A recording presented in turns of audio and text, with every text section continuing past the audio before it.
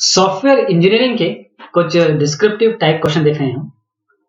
पहला क्वेश्चन है define a software process and how do software myth affect a software process. आपको बताना है कि सॉफ्टवेयर प्रोसेसेस क्या है और सॉफ्टवेयर के जो मिथ हैं, जो लोगों की धारणा है, एक तरीके से सोच भी कह सकते हैं, ये किस तरीके से सॉफ्टवेयर प्रोसेस को अफेक्ट करती है। तो सॉफ्टवेयर प्रोसेस वो एक्टिविटीज हैं या सेट ऑफ एक्टिविटीज है, कोहेरेंट यानी कि सब एक साथ हम कंबाइन करके बोलते हैं, ताकि आप सॉफ्टवेयर को स्पेसिफाई कर सके, डिजाइन कर सके, इंप्लीमेंट कर सके और टेस्ट कर सके जो भी सॉफ्टवेयर सिस्टम है आपका। सॉफ्टवेयर मिथ का मतलब ये होता है कि कुछ मिस इन्फॉर्मेशन या कंफ्यूजन। क्योंकि सॉफ्टवेयर मिथ का मतलब ये है कि कोई चीज आपने ऐसी सुनी या आपने कहीं से जानी और वो आपके दिमाग में आ गई। कभी कभी क्या होता है कि वो इस तरीके से समझ में आती हैं कि सच लगने लगती है और आपकी फीलिंग इसमें बढ़ जाती है। जैसे किसी ने कहा कि जो सॉफ्टवेयर इंजीनियरिंग में सॉफ्टवेयर क्वालिटी है वो सब्जेक्टिव है या वो मिथ है, या फिर उसको कैसे हम कंप्यूट करेंगे, नहीं हो सकती। तो ये सब मिथ्स हैं। आप सारी चीजें कर सकते हैं, वही हम आगे देखने वाले हैं। What is the advantage of using prototype software development model instead of waterfall model? Also explain the effect of defining a prototype on the overall cost of the software project. इसमें कहा गया है क्या फायदे हैं आपके अगर आप प्रोटोटाइप यूज करते हैं वाटरफॉल मॉडल की जगह, और आपको ये भी बताना है कि किस तरीके से आप प्रोटोटाइप का जो डेफिनेशन है वो ओवरऑल कॉस्ट पे कैसा इफेक्ट डालने वाला है। तो वाटरफॉल मॉडल को पहले समझिए। ये एक क्लासिक एसडीएलसी मॉडल है। एसडीएलसी है सॉफ्टवेयर डेवलपमेंट लाइफ साइकिल। इसमें ये लीनियर मॉडल होता है, यानी कि सब कुछ लीनियर और सीक्वेंशियल चलता है। जितने भी इसके फेजेस हैं अलग अलग या प्रोसेसेस हैं वो ऐसे सीक्वेंशियली चलते हैं, और उनका सबका एम ये है कि आप एक शेड्यूल के हिसाब से, प्लान के हिसाब से चलें। कोई इसमें प्रॉब्लम होती नहीं है। क्यों? क्योंकि यहाँ से यहाँ बिल्कुल क्रिस्टल क्लियर है कि जब तक रिक्वायरमेंट स्पेसिफिकेशन नहीं बनेगा तब तक आप डिजाइन में नहीं जाएंगे। जब तक design document, detail design document नहीं बनेगा आप कोडिंग में नहीं जाएंगे। जब तक कोडिंग नहीं हो जाएगी आप टेस्टिंग पे नहीं जाएंगे।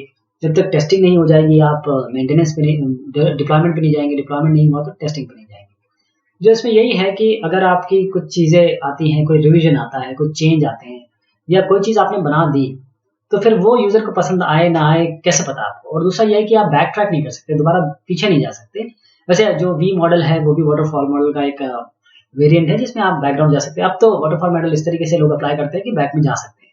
लेकिन प्रोटोटाइप मॉडल में ये है कि एक अपना फाइनल सिस्टम या प्रोडक्ट का एक अप्रोक्सीमेशन आप देते हैं, यानी कि आपके पास जो मिनिमम रिक्वायरमेंट आई है, जो आप समझ पाए हैं, उस रिक्वायरमेंट से जो आपको अंदाजा लगा, उस हिसाब से आपने अपना सॉफ्टवेयर बना दिया, बेसिक रिक्वायरमेंट लगा के, और लुक एंड फील देने के लिए आपने यूजर को ये बना दिया, उसको बिल्ड कर दिया, टेस्ट कर दिया, और उसके बाद आपने उसको रिवर्क कर लिया ताकि आप उसको दिखा सके। रिवर्क कभी नहीं किया, आपने दिखाया।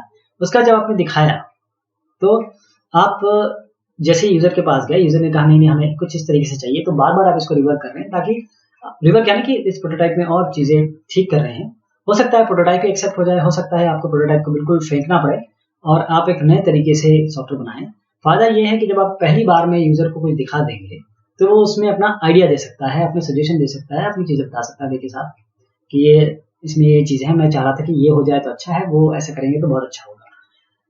उस तरीके से प्रोटोटाइप जब तक एक्सेप्टेबल प्रोटोटाइप नहीं बन जाता, ये हम बार बार रिवर्क करते रहेंगे और फिर हम कंप्लीट सिस्टम बना सकते हैं। मान लीजिए आप इसको फेंक भी देते हैं आपके किसको, प्रोटोटाइप को, तो भी एक बात है इसमें कि आपने जो यहाँ पर एक्सपीरियंस गेन किया है, अब आपको क्लियर है कि आपको क्या बनाना है, तो आप फाइनल सिस्टम को बना सकते हैं, चाहे आप उसके लिए वाटरफॉल मॉडल ही क्यों ना यूज करें। How does the risk factor affect the spiral model of a software development. Spiral model में रिस्क फैक्टर किस तरीके से अफेक्ट करता है। रिस्क एनालिसिस स्पाइरल मॉडल की जान है। स्पाइरल मॉडल का मतलब ही ये है क्योंकि स्पाइरल मॉडल बड़े सॉफ्टवेयर के लिए यूज करते हैं हम लोग, और ये बहुत इंपॉर्टेंट बात इसमें ये आती है कि अगर हमने शुरुआत से ही अगर रिस्क पकड़ लिए, रिस्क को का अंदाजा लगा लिया और इसको कैटर करने के तरीके अपना लिए, तो आप बहुत अच्छे से सॉफ्टवेयर डेवलपमेंट कर सकते हैं। अब स्पाइरल मॉडल में एक तो प्रोटोटाइपिंग भी होती है, ये एक तरीके से इटरेटिव मॉडल है जिसमें प्रोटोटाइप भी बना के दिखाते हैं आप, और स्पाइरल मॉडल का भी यूज करते हैं। यानी कि रिस्क एनालिसिस ये बहुत इंपॉर्टेंट पार्ट है स्पाइरल मॉडल का। इस फेज में जितने भी पॉसिबल ऑल्टरनेटिव हैं जो आपको मदद करेंगे कॉस्ट इफेक्टिव प्रोजेक्ट बनाने में, उसको एनालाइज करने में, वो जो स्ट्रेटेजीज है आपको डिसाइड करने में, वो यहाँ पर एनालाइज करते हैं। ये फेज इसीलिए, ये तरीका इसलिए ऐड किया गया है क्योंकि आप जितने भी पॉसिबल रिस्क हैं, चाहे वो आए चाहे ना आए, उनको रिजॉल्व करने, आइडेंटिफाई कर सके, उन्हें रिजॉल्व कर सके। अगर रिस्क कोई भी अनसर्टेनिटी है रिक्वायरमेंट में, तो प्रोटोटाइपिंग, इसमें मैंने जैसे बताया प्रोटोटाइपिंग भी होती है स्पाइरल में, तो प्रोटोटाइपिंग यूज करते हैं जो भी अवेलेबल डेटा है, और जो मैक्सिमम चीजें हैं वो यही हैंडल करके, अगर कोई चेंज भी आता है, क्योंकि प्रोटोटाइप बनाएंगे आप तब दिखाएंगे तो उसमें चेंज भी आप एक्नॉलेज कर सकेंगे, उसको इसमें एम्बेड कर सकेंगे, तो ये फायदा है रिस्क एनालिसिस का। सॉफ्टवेयर रिलायबिलिटी क्या होती है, डिफरेंस क्या है हार्डवेयर और सॉफ्टवेयर रिलायबिलिटी में। सॉफ्टवेयर रिलायबिलिटी का मतलब ये है, ध्यान से समझिएगा, ये फॉल्ट टॉलरेंसी को बताती है। तो software reliability is the probability of software being working fine और is operational for certain period of time in certain environment. ये प्रोबेबिलिटी है रिलायबिलिटी। रिलायबिलिटी का जो नाप है वो MTTF से किया जाता है, मीन टाइम टू फेलियर। तो सॉफ्टवेयर हार्डवेयर, सॉफ्टवेयर रिलायबिलिटी एक प्रोबेबिलिटी है कि सॉफ्टवेयर आपको एक फेलियर फ्री ऑपरेशन देगा किसी फिक्स्ड एनवायरनमेंट में और किसी फिक्स्ड टाइम इंटरवल में। तो प्रोबेबिलिटी जो फेलियर की है कि सॉफ्टवेयर फेल होगा, ये आपको बताता है कि सॉफ्टवेयर कितना रिलायबल है। ये सॉफ्टवेयर रिलायबिलिटी हम टिपिकली मेजर करते हैं किसी टाइम के हिसाब से, जबकि प्रोबेबिलिटी जो फेलियर की है ये नॉर्मली टाइम इंडिपेंडेंट होती है। दो मेजर हैं इसमें जो आप इसके साथ रिलेट कर सकते हैं, जैसे मैंने अभी बताया कि कितनी फ्रीक्वेंसी के इनपुट आप दे रहे हैं, किस फ्रीक्वेंसी से चीजें फेल हो रही हैं। तो उसमें mean time to failure MTTF, ये एक एवरेज टाइम होता है बिटवीन फेलियर, यानी कि आपका यहाँ फेलियर हो गया, यहाँ फेलियर हो गया, यहाँ फेलियर हो गया। अब इसके बीच में ये जो टाइम है, इनको अगर हम जोड़ देंगे तो इसका मीन, इनको जोड़ के, जैसे 3 बार हुआ तो डिवाइड बाय 3 करेंगे इनको जोड़ के, तो इसे हम मीन टाइम टू फेलियर कहेंगे। और इसमें और एक और टर्म भी आता है, वो मैं बाद में बताऊंगा आपको, कहीं फॉर्मूला आएगा तो जिसे मीन टाइम बिटवीन फेलियर कहते हैं। तो सॉफ्टवेयर रिलायबिलिटी ये चेंज होती है टेस्ट पीरियड में, जबकि हार्डवेयर रिलायबिलिटी ये चेंज होती है, मे चेंज किसी पीरियड के लिए, जैसे इनिशियल बर्न जब होगा, अगर आप यूं देखें तो सॉफ्टवेयर, ये हार्डवेयर की रिलायबिलिटी कुछ इस तरीके से जाती है, जिसको हम बाथ टब भी कहते हैं, बाथ टब कर कहते हैं। इसमें क्या होता है कि जैसे ही आपका सॉफ्टवेयर, हार्डवेयर की बात हो रही है, चलिए, जैसे हार्डवेयर आप इनिशियली लेके आते हैं, तो क्योंकि अभी वो इनिशियल है, अभी आया है, तो उसके खराब होने के, इसके फेलियर के चांसेस बहुत बढ़ जाते हैं। फिर इसके बाद क्या होता है कि ये एक प्लेटू पे आ जाता है, ये बिल्कुल प्लेन है, अपनी लाइफ जीता है, और उसके बाद जब इसकी लाइफ हो जाती है, हार्डवेयर के पार्ट्स वेयर एंड टेयर शुरू हो जाता है, तब ये फेलियर की तरफ जाता है। हार्डवेयर फॉल्ट्स ये ऐसे फॉल्ट हैं जो फिजिकल फॉल्ट हैं, जबकि सॉफ्टवेयर फॉल्ट डिजाइन फॉल्ट होते हैं, जिसको आप इतने आसानी से विजुलाइज नहीं कर पाते हैं, क्लासिफाई नहीं कर पाते हैं, डिटेक्ट नहीं कर पाते हैं, करेक्ट नहीं कर पाते। तो रियलिटी में अगर देखें तो जो डिवीजन है हार्डवेयर और सॉफ्टवेयर रिलायबिलिटी का, ये इस तरीके का है कि सॉफ्टवेयर के पास कोई टेंजिबिलिटी, मतलब आप उसको छू नहीं सकते, सब केवल फील कर सकते हैं। हार्डवेयर का तो बाकायदा उसमें डिवाइस है, हार्डवेयर तो you can touch, you can feel, और इन दोनों को हम कंबाइन करके भी समझ सकते हैं, क्योंकि रिलायबिलिटी का तो मतलब यही होता है कि आप कितना आपका सॉफ्टवेयर फेलियर फ्री ऑपरेशन दे रहा है, प्रोबेबिलिटी क्या है उसकी एक टाइम पीरियड के लिए और किसी एनवायरनमेंट में। कुछ रिलायबिलिटी मॉडल हैं, इसमें हमको बताना है बेसिक मॉडल, लॉगरिथमिक मॉडल और poisson model. Explain the following reliability model. Reliability के मॉडल है, रिलायबिलिटी बहुत इंपॉर्टेंट है, बहुत पूछी जाती है, इसलिए इसके बारे में इतना डिस्कस कर रहे हैं। तो बेसिक मॉडल या बेसिक एग्जीक्यूशन टाइम मॉडल, इस मॉडल को डेवलप किया था मूसा साहब ने, JD मूसा साहब ने 1979 में, और ये एग्जीक्यूशन टाइम पे बेस्ड है।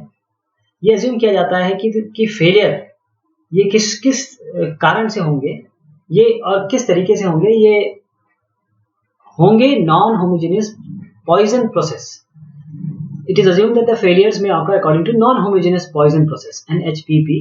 जो रियल वर्ल्ड इवेंट है उसको हम पॉइजन प्रोसेस के हिसाब से दिखा सकते हैं, दर्शा सकते हैं। जैसे पॉइजन प्रोसेस क्या होंगे, कितने टेलीफोन कॉल है जो एक्सपेक्ट आप कर रहे हैं किसी टाइम पीरियड में, कितने रोड एक्सीडेंट हो रहे हैं किसी एक टाइम में, और क्या एक्सपेक्टेड नंबर है लोगों का जो विजिट कर रहे हैं या फिर एक शॉपिंग मॉल में आ रहे हैं किसी एक टाइम पीरियड में।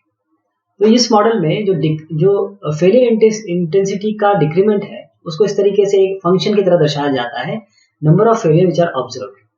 और इसको किस तरीके से दिखाया जाता है, देखिए lambda u is equal to lambda 0 1 minus mu by v 0, जहां पर जो इनिशियल फेलियर इंटेंसिटी है आपकी लैम्डा 0, ये इनिशियल फेलियर इंटेंसिटी है स्टार्ट ऑफ एग्जीक्यूशन में। V0 आपका क्या है, ये जितने फेलियर आपने एक्सपीरियंस किया अगर प्रोग्राम एग्जीक्यूट हो रहा है इनफाइनाइट टाइम के लिए। और म्यू इसमें क्या है, म्यू है कितने जो एवरेज या एक्सपेक्टेड फेलियर्स हैं किसी एक गिवन पॉइंट ऑफ टाइम में आपको मिल रहे हैं। तो ये आपका मूसा साहब का बेसिक एग्जीक्यूशन मॉडल है, इस तरीके से निकाला जाता है, इसकी आपकी रिलायबिलिटी इस तरीके से निकाली जाती है। ये मॉडल ये बताता है एक यूनिफॉर्म ऑपरेशनल प्रोफाइल। यदि सारे इनपुट क्लासेस हम सिलेक्ट करेंगे इक्वली तो जितने भी फॉल्ट्स होंगे उनकी इक्वल प्रोबेबिलिटी होगी अपने आप को मैनिफेस्ट करने की। और इनका करेक्शन अगर आप इस फॉल्ट को ठीक करेंगे, इसका करेक्शन अगर आप करते हैं तो वो कंट्रीब्यूट करता है फेलियर इंटेंसिटी को डिक्रीज करने में, से डिक्रीज होती है। और जो नेगेटिव साइन अगर आपका आता है ये बताता है कि अगर नेगेटिव स्लोप है यानी कि डिक्रीमेंट हो रहा है फेलियर इंटेंसिटी में, डिक्रीमेंट हो रहा है। अब लॉगरिथमिक पॉइजन एग्जीक्यूशन टाइम की बात करें तो ये मॉडल इसको मूसा साहब ने फेलियर इंटेंसिटी, क्योंकि एक फंक्शन है यहाँ पर डिफरेंट है थोड़ा, क्योंकि जो बायस मॉडल से कंपेयर करें इस केस में फेलियर इंटेंसिटी फंक्शन जो डिक्रीमेंट पर फेलियर है ये डिक्रीज करता है एक्सपोनेंशियली, जबकि बेसिक मॉडल में वो कांस्टेंट था। यानी कि जो फेलियर इंटेंसिटी फंक्शन है उसको कैसे आप दिखाएंगे, lambda mu is equal to lambda 0 e to the power minus theta mu. अब इसमें बाकी लैम्डा 0 म्यू तो आप जानते हैं, अभी हमने देखा। जो थीटा है इसे हम कहते हैं फेलियर इंटेंसिटी डीके पैरामीटर। इस थीटा को हम कहते हैं फेलियर इंटेंसिटी डीके पैरामीटर, जिसमें थीटा रिप्रेजेंट करता है कितना चेंज हो रहा है intensity, failure intensity per failure experienced. तो फेलियर इंटेंसिटी इस log poisson execution time model की एकदम से ड्रॉप करती है more rapidly initially basic model से अगर देखा जाए, फिर उसके बाद ये ड्रॉप करती है स्लोली। जो एक्सप्रेशन है फेलियर इंटेंसिटी का उसको आप इस तरीके से दिखा सकते हैं, लैम्डा 0 ये थीटा एल और +1 जो रिलेशन है एडिशनल जो फेलियर आएंगे और जो एडिशनल एग्जीक्यूशन टाइम इस मॉडल में ये जो ज्यादा वैल्यू होगी एग्जीक्यूशन टाइम की तो लॉगरिथमिक पॉइजन मॉडल उसके ज्यादा वैल्यू होंगी, और फेलियर इंटेंसिटी अगर आप कंपेयर करें बेसिक मॉडल से तो सॉफ्टवेयर फॉल्ट्स और सॉफ्टवेयर फेलियर्स क्या है, सॉफ्टवेयर फॉल्ट सॉफ्टवेयर फेलियर अलग अलग किताबों में अलग अलग इसके नाम दिए हुए हैं, अलग अलग इसकी डेफिनेशन दी हुई है। तो अगर फेलियर है तो सॉफ्टवेयर वो नहीं कर रहा है जो यूजर चाहता है। जो फॉल्ट है वो एक प्रोग्रामिंग एरर है, फॉल्ट एक प्रोग्रामिंग एरर है जो हो सकता है फेलियर में रिजल्ट हो या ना हो। एक फॉल्ट को हम इस तरीके से डिस्क्राइब कर सकते हैं, एक एरर जो कंप्यूटर प्रोग्राम में है। एक फॉल्ट फेलियर तब बनेगा जब एग्जैक्टली वही कंप्यूटेशन कंडीशन को मीट किया जाएगा, किसी तरीके से मीट किया जाएगा, और वो फॉल्टी पोर्शन जो भी फॉल्टी पोर्शन आप कह रहे हैं उस जगह पे सॉफ्टवेयर जाके एग्जीक्यूट होने लगेगा। यानी आपने कोई ऐसी कंडीशन चेक की जो उस जगह चली गई जहां पर वो कंप्यूटेशन कंडीशन के कारण वो फॉल्ट फेलियर में तब्दील होगा। एक फॉल्ट फेलियर में तब्दील हो सकता है अगर आप सॉफ्टवेयर पोर्ट कर रहे हैं किसी डिफरेंट हार्डवेयर प्लेटफॉर्म पे या किसी डिफरेंट कंपाइलर में, जब आप सॉफ्टवेयर एक्सटेंड करते हैं इन सब जगह पे आपकी ये सब चीजें आ सकती हैं। Why is SRS also known as the black box specification of a system. SRS को ऐसे क्यों बोलते हैं कि ये ब्लैक बॉक्स स्पेसिफिकेशन है सिस्टम का। देखिए SRS का मतलब ये होता है कि सॉफ्टवेयर रिक्वायरमेंट स्पेसिफिकेशन डॉक्यूमेंट है, ये कॉन्ट्रैक्ट है किसके बीच में, डेवलपमेंट टीम के और कस्टमर के बीच में। कस्टमर और जो कस्टमर के लिए चीज बना रहा है उनके बीच में एक कॉन्ट्रैक्ट है। एक बार जब SRS डॉक्यूमेंट अप्रूव हो जाता है तो कोई भी कंट्रोवर्सी जो बाद में आती है उसको सेटल किया जाता है रेफर करके किसको, SRS डॉक्यूमेंट को। इसीलिए इसको हम ब्लैक बॉक्स स्पेसिफिकेशन कहते हैं। और हम सिस्टम को इस समय ब्लैक बॉक्स समझ रहे हैं कि हम अंदर की डिटेल में नहीं जा रहे, हम बाहर की डिटेल में हैं कि हमें इंटरनेट डिटेल अभी पता ही नहीं है। हम केवल इसका इनपुट और आउटपुट हम 2 और 3 ऐड नंबर दें तो हमें 5 रिजल्ट करे, बस इतना हमें जानना है। यानी कि SRS कॉन्सेंट्रेट करता है क्या करना है और हाउ टू डू, कैसे करना है ये अभी नहीं बताया जा रहा है, इससे SRS डॉक्यूमेंट में नहीं होता है।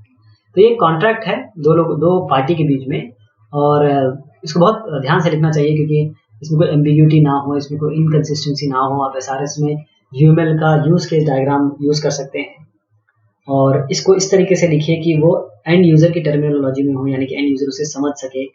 आप अपने टेक्निकल वर्ड में इसको कम लिखें, और हो सकता है कि अगर आप आगे और SRS को बढ़ाना चाहें तो आप जो फॉर्मल रिक्वायरमेंट स्पेसिफिकेशन उसका उपयोग कर सकते हैं। आपको बताना है कॉन्फ़िगरेशन मैनेजमेंट और की process area of capability maturity model. Configuration क्या होता है? सॉफ्टवेयर कॉन्फ़िगरेशन मैनेजमेंट, जिसे हम SCM भी कहते हैं, ये एक तरीका है जिसमें हम ट्रैक करते हैं और कंट्रोल करते हैं जितनी भी एक्टिविटी चल रही है शुरुआत से सॉफ्टवेयर प्रोजेक्ट की, जब सॉफ्टवेयर प्रोजेक्ट शुरुआत हुई उसकी और जब वो एंड हुआ और जब सॉफ्टवेयर को आपने ऑपरेशन में डाला। कॉन्फ़िगरेशन कंट्रोल का मीनिंग ये होता है कि आप मैनेज कर रहे हैं जितने भी फीचर हैं, अश्योर कर रहे हैं कि उसमें क्वालिटी रहे, उसमें चीज़ें प्रॉपर चलती रहे। जहाँ पर आप कंट्रोल क्या करते हैं, जो चेंजेस, बेसिकली अगर आप कॉन्फ़िगरेशन मैनेजमेंट को चेंज मैनेजमेंट के हिसाब से याद करेंगे तो आपको याद रहेगा। इसका मतलब ये है कि जो भी चेंजेस हो रहे हैं, चाहे वो हार्डवेयर में हो रहे हैं, चाहे सॉफ्टवेयर में हो रहे हैं, चाहे फर्मवेयर में हो रहे हैं, चाहे डॉक्यूमेंटेशन में हो रहे हैं, टेस्ट फिक्चर में हो रहे हैं, टेस्ट डॉक्यूमेंटेशन में हो रहे हैं, किसी भी जगह चेंज जो हो रहे हैं पूरे डेवलपमेंट साइकिल में या ऑपरेशन लाइफ साइकिल में, यहाँ पर आपको इसको कंट्रोल करना है। इसके अलावा सोर्स कोड का management, revision control, software revision control, ये सब भी इसका पार्ट है। जो कंट्रोल चेंज की मैं बारे में बात कर रहा हूँ वो आप रिकॉर्ड करते हैं, चाहे वो किसी में भी हो, हार्डवेयर, सॉफ्टवेयर, फर्मवेयर, डॉक्यूमेंटेशन, पूरे लाइफ साइकिल। जो कंट्रोल और अडेप्टेशन है, जब एक सॉफ्टवेयर बना, कॉम्प्लेक्स सिस्टम में तब्दील हुआ, तो ये एक हमको ये तो देखना है कि क्या क्या चीजें चेंज हुई इसमें। कोई अगर कोई क्वालिटी हमें देखना है, क्वालिटी वो प्रॉपर्ली फॉलो कर रहा है कि नहीं हो रहा है, जो कंस्ट्रेंट्स है, डिले कंस्ट्रेंट्स, वो क्यों डिले हो रही है चीजें, तो कहाँ से देखेंगे आप? हमारे पास कोई रिकॉर्ड तो होना चाहिए, कोई मैनेजमेंट तो होना चाहिए। उसके लिए सॉफ्टवेयर कॉन्फ़िगरेशन मैनेजमेंट। SCM को दो भागों में आप डिवाइड कर सकते हैं। जो पहला है वो जो SCM वो किससे कंसर्न है? आप स्टोरेज से, जो भी सॉफ्टवेयर डेवलपमेंट प्रोजेक्ट में चीजें आएंगी उसको हम कंपोनेंट रिपोजिटरी मैनेजमेंट कह सकते हैं। जो सेकंड एरिया है SCM का, वो सारी एक्टिविटीज जब आप परफॉर्म करेंगे प्रोडक्शन या चेंज ऑफ दिस एंटिटीज। देखिए, जो आप बना रहे हैं वो तो आपके पास उसका डॉक्यूमेंटेशन रहेगा, उसका चेंज रिकॉर्ड रहेगा, उसके अलावा जो चेंजेस होंगे उसका भी रिकॉर्ड रहेगा, ताकि इंजीनियरिंग टीम का जो सपोर्ट दे सकें और जो बाद में मेंटेन करेंगे उन्हें भी पता चल सके कि हमें क्या करना है। एक बार आपने कॉन्फ़िगरेशन एस्टैब्लिश कर लिया तो चाहे वो किसी भी तरीके का सिस्टम आपने बनाए, तो एक तरीका होता है चेंज अप्रूवल का कि चेंज कौन कर सकता है, किस किस को आपने अधिकार क्षेत्र दिया हुआ है, कौन इसे चेंज कर सकता है। ये जो एक एग्जांपल दिया हुआ है इसमें कि कौन सी चीज कहाँ पर चेंज होनी है, कैसे चेंज होनी है, ये जस्ट एक एग्जांपल है। लेकिन आप इसको मॉडल तौर पर ये समझिए कि जो भी चेंजेस होते हैं, जो भी पूरे लाइफ साइकिल में चेंज होंगे, उसका काम उसका कंट्रोल SCM करेगा। अब की process area capability maturity model में आपको CMM में देखना है, तो इस तरीके से देखिए, IRDMO, initial, repeatable, defined, manage, optimize. तो की प्रोसेस एरिया, इन सब में की प्रोसेस एरिया क्या है? पहले तो कैपेबिलिटी मैच्योरिटी मॉडल समझिए। कैपेबिलिटी मैच्योरिटी मॉडल आपको बताता है कि आपके प्रोसेसेस किस मैच्योरिटी लेवल पे है, यानी कि आपका जो प्रोसेसेस है वो केओटिक है, डेवलपमेंट केओटिक है, या प्रोजेक्ट लेवल पे है, या ऑर्गेनाइजेशन लेवल पे है, या आप कंट्रोल मेजर कर सकते हैं किसी स्टैटिस्टिकल तरीके से, और फाइनली जो आता है वो है कि आप क्या इंप्रूव कर सकते हैं। तो जो प्रेडिक्टेबिलिटी है, इफेक्टिवनेस है, कंट्रोल ऑर्गेनाइजेशन के सॉफ्टवेयर प्रोसेस को, ये हम इस तरीके से बिलीव करते हैं कि ये इंप्रूव करेंगे ऑर्गेनाइजेशन जब एक लेवल से दूसरे लेवल में जाएगा। तो हम कौन कौन से की प्रोसेस एरिया असाइन कर सकते हैं? जैसे इनिशियल में तो केओटिक होता है, यहाँ पर कुछ है नहीं, प्रोसेसेस आपने लगाए नहीं है। रिपीटेबल में configuration management, quality assurance, sub contract management, project tracking and oversight, project planning, requirement management, ये सब इसमें होगा। अगर आप डिफाइंड लेवल पे आ गए तो यहाँ पर इंटर ग्रुप, क्योंकि अब ऑर्गेनाइजेशन लेवल पे चले गए आप, यहाँ पर क्या प्रोजेक्ट लेवल पे आपका प्रोसेस कंट्रोल्ड है। अगर आप डिफाइंड में आएंगे तो इंटर ग्रुप का जो कोऑर्डिनेशन है, प्रोडक्ट इंजीनियरिंग है, इंटीग्रेटेड मैनेजमेंट है, ट्रेनिंग प्रोग्राम है, ऑर्गेनाइजेशन प्रोसेस डेफिनेशन है। मैनेजमेंट में जाएंगे या मैनेज्ड लेवल पे जाएंगे, 5 लेवल होते हैं CMM के। अब CMM आ गया है, कैपेबिलिटी मैच्योरिटी मॉडल इंटीग्रेटेड, तो अगर आप मैनेज में जाएंगे तो क्वालिटी मैनेजमेंट है और क्वांटिटेटिव प्रोसेस मैनेजमेंट है। ऑप्टिमाइजिंग की बात करें तो यहाँ प्रोसेस चेंज मैनेजमेंट है, टेक्नोलॉजी चेंज मैनेजमेंट है, डिफेक्ट प्रिवेंशन।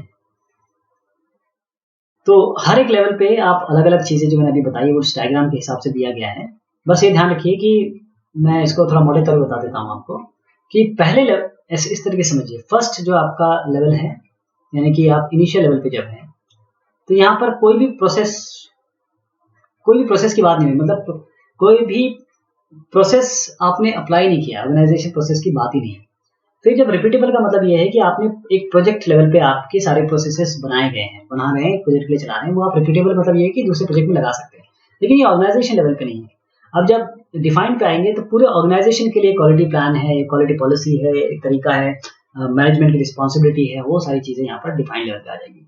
जितने भी प्रोसेसेस चल रहे हैं उसको पूरी तरीके से ऑर्गेनाइजेशन लेवल पे डिस्ट्रीब्यूट किया गया है। अगर कोई प्रोजेक्ट चल रहा है तो वो इसको फॉलो करेगा। अगर आप मैनेज में आए तो आप क्या कर रहे हैं, एक स्टैटिस्टिकल टेक्निक लगा रहे हैं। इसमें स्टैटिस्टिकल टेक्निक लगा के प्रोसेसेस को मेजर कर पा रहे हैं, तो मेजर कर सकते हैं तभी आप क्वालिटी बता सकते हैं। अगर आप लास्ट वाले पे आए जिसे हम ऑप्टिमाइज कर रहे हैं, तो यहाँ पर आप ये सब तो कर ही रहे हैं, साथ में आप ये कोशिश कर रहे हैं कि आप उन प्रोसेस एरियाज को इम्प्रूव कर सके, इम्प्रूवमेंट चलता रहे इसका। तो ये अलग अलग लेवल्स हैं जो मैंने आपको बताया। अब बताइए कॉज इफेक्ट ग्राफिंग क्या होता है। Cause effect graphic, so cause effect graphing, it is a test case design technique that provide a concise representation of logical conditions and corresponding actions। इसका मतलब ये है कि कॉस्ट इफेक्ट ग्राफिंग, अब आपने ये तो सुना ही है कि दो तरीके होते हैं मोस्टली हम जो यूज करते हैं टेस्ट केस डिजाइन के। एक उसमें आपका ब्लैक बॉक्स है, एक व्हाइट बॉक्स है। लेकिन जो कॉस्ट इफेक्ट ग्राफिंग है ये एक टेस्ट केस डिजाइन टेक्निक है जो हमें एक कॉन्साइज रिप्रेजेंटेशन देती है लॉजिकल कंडीशन का और उसके क्या एक्शन होने वाले हैं। जो इसमें 4 स्टेप्स है वो बताता हूं मैं आपको। कॉज क्या है और कॉज इफेक्ट मतलब कॉज क्या है, उसका इफेक्ट क्या होगा। तो कॉज मतलब इनपुट कंडीशन और इफेक्ट मतलब एक्शन जो होने वाले वो लिस्ट किए जाते हैं एक मॉड्यूल के लिए, और फिर आइडेंटिफायर इसे असाइन किया जाता है हर एक को। तो कॉस्ट इफेक्ट ग्राफ पहले बनाया जाता है एक, फिर ग्राफ को कन्वर्ट किया जाता है एक डिसीजन टेबल में, फिर डिसीजन टेबल रूल्स को फिर कन्वर्ट किया जाता है टेस्ट केसेस में। इसे हम कॉस्ट इफेक्ट ग्राफिंग कहते हैं। तो ये हमने बात की कुछ क्वेश्चंस की और आंसर की आपके सॉफ्टवेयर इंजीनियरिंग में, हम और भी देखेंगे। बहुत शुक्रिया, बहुत मेहरबानी आप सभी की।